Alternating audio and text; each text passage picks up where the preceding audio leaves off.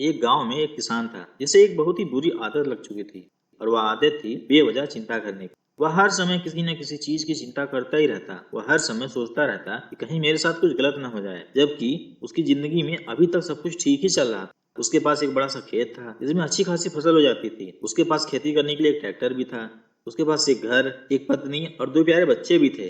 लेकिन फिर भी वह किसी न किसी अनहोनी के बारे में सोचकर बेवजह चिंता करता रहता। कभी सोचता मेरे फसल में कीड़े लग गए तो क्या होगा, अगर आवारा पशु ने फसल को बर्बाद कर दिया तो क्या होगा, या सूखा पड़ गया या अत्यधिक बारिश हो गई तो मेरी फसल खराब हो जाएगी। ऐसे वो भविष्य के बारे में अन्य बातों को छोड़कर वो चिंता करता रहता, जैसे कि कहीं खेती के समय मेरे ट्रैक्टर खराब ना हो जाए, मेरे बच्चों का भविष्य कैसा होगा, कहीं बुढ़ापे में मुझे कोई बड़ी बीमारी ना हो जाए, मेरे बच्चे मेरा ख्याल रखेंगे कि नहीं रखेंगे, वगैरह वगैरह। अपनी इस लगातार बेमतलब चिंता करने की आदत की वजह से वह अशांत और परेशान सा रहने लगा था। उसका स्वभाव कुछ चिड़चिड़ा सा हो गया था और अब उसका किसी भी काम में मन नहीं लगता था। उसकी पत्नी ने भी अनुभव किया कि उसे बिना मतलब चिंता करने की आदत पड़ चुकी है। उसने उसे कई बार समझाने की कोशिश भी की कि तुम बेवजह चिंता करना छोड़ दो, लेकिन उसके समझाने का कोई मतलब नहीं निकला। तो फिर एक दिन वह उसे लेकर एक बौद्ध भिक्षु के आश्रम में पहुंची। वह बौद्ध भिक्षु बहुत ही बुद्धिमान और ध्यानी व्यक्ति थे। वे लोगों की समस्याओं का समाधान करने के लिए प्रसिद्ध थे। किसान और उसकी पत्नी ने अपनी सारी समस्या बौद्ध भिक्षु के सामने रख दी। किसान ने कहा, महात्मन, मैं हर समय किसी न किसी बात का चिंता करता रहता हूँ। मैं हर समय उन बुरी चीजों के बारे में सोचकर चिंतित रहता हूँ जो मेरे साथ अभी तक हुई भी नहीं। किसान की समस्या को ध्यान से सुनने के बाद बौद्ध भिक्षु ने कहा, ठीक है, तुम दोनों कल सुबह आना और फिर मैं तुम्हें तुम्हारी समस्या का समाधान बता दूंगा।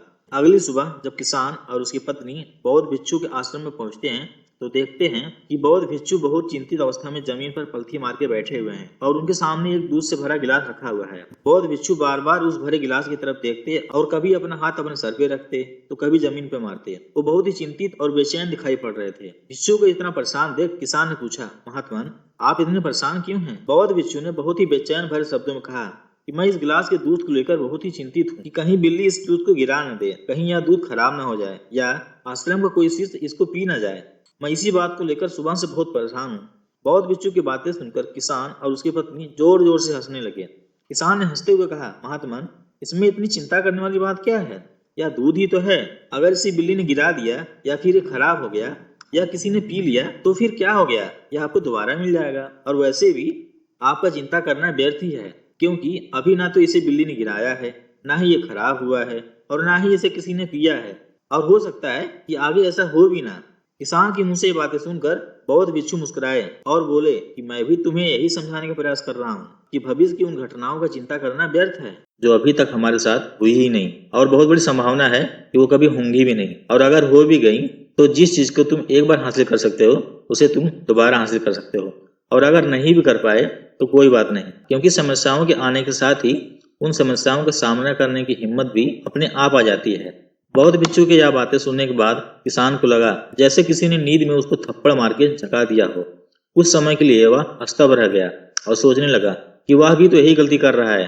वो भी तो भविष्य की घटनाओं के बारे में सोचकर चिंतित रहता है जो अभी तक हुई भी नहीं है और शायद कभी घटी भी ना। वह कुछ समय तक स्तब्ध रह गया और बौद्ध भिक्षु के चरणों में गिर पड़ा और कहने लगा, मुझे मेरी गलती का एहसास करवाने के लिए आपका बहुत बहुत धन्यवाद, और आज से मैं पूरा प्रयास करूंगा कि बेवजह चिंता करना बंद कर दूं।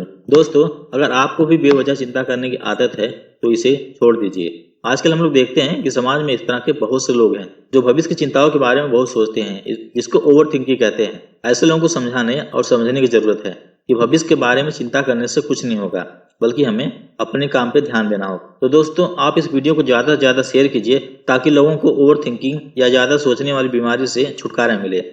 तो मिलते हैं जल्द ही नेक्स्ट वीडियो में, तब तक आप अपना ख्याल रखिएगा। धन्यवाद।